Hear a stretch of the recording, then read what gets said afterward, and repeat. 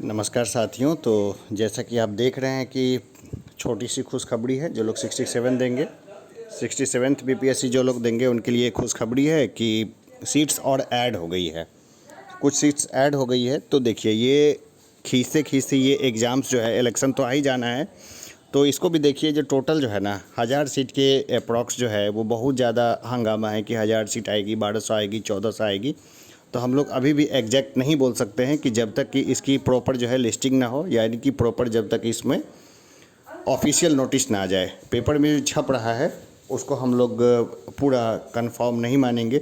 ज़्यादातर जो इंस्टीट्यूशंस वाले हैं, जो कोचिंग इंस्टीट्यूट्स हैं, वो अपने बेनिफिट के लिए बताते रहते हैं कि 1200 सीट आएगी, 1400 सीट आएगी, क्योंकि उनको फिर बेनिफिट हो जाता है। वैसे सीट्स कितनी भी आए, आपको तो एक ही सीट चाहिए भाई। कितनी सीट्स, अगर 300 सीट्स भी निकलती तो भी आपको एक सीट चाहिए, 500 निकलती तो भी एक ही सीट चाहिए।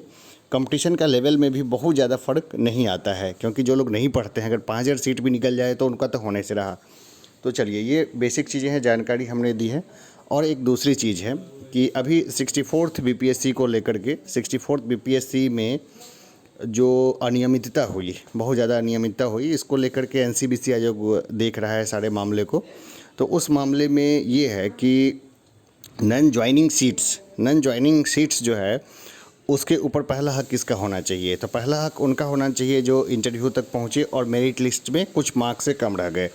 कुछ मार्क्स से कम रहने के बहुत सारे कारण हो सकते हैं, जिसमें कि टेक्निकल फॉल्ट भी एक बहुत बड़ा इश्यूज़ है, क्योंकि बहुत ज़्यादा लोगों की कॉपी वगैरह चेक करनी थी और जाहिर सी बात है स्केलिंग नहीं हुई।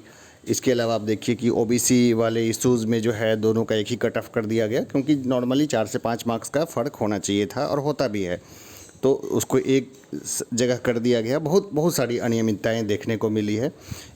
स्केलिंग भी एक बहुत गर्म मुद्दा था। और इसके अलावा देख रहे हैं कि अगर जो बैकलॉग सीट्स है, जो सीट्स छूटी हुई होती है, उसको जब अगली वैकेंसी में जब जोड़ते हैं तो उसमें पर्याप्त गैप आ जाता है। 2 से 3 जो है बीपीएससी का टर्म गुजर जाता है।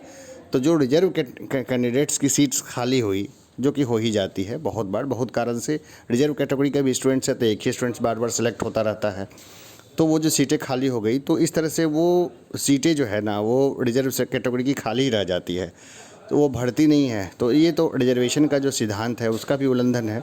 भाई, कोई बदलाव लाना है अगर, तो क्या है, जो कॉन्स्टिट्यूशन में बदलाव ला करके उसको जो है ख़त्म कर, कॉन्स्टिट्यूशन में उसको अमेंड करके रिजर्वेशन को अगर आपको कम करना है, हटाना है, तो या बिना बोले जिस तरह से सरकारें हटा रही है वो एक ख़राब ट्रेंड है। इससे इन फ्यूचर में जो है लोगों का भरोसा सरकार के ऊपर से कम होता जाएगा। तो चलिए, अभी जो लोग 67th बीपीएससी की तैयारी कर रहे हैं तो उनके लिए ये अच्छी खबर है, लेकिन बहुत ज़्यादा इसमें खुश होने की ज़रूरत नहीं है। अपनी पढ़ाई जो है वो चालू रखिए। मैं और अदर चीज़ें वीडियोज़ लेके आता रहूँगा। धन्यवाद।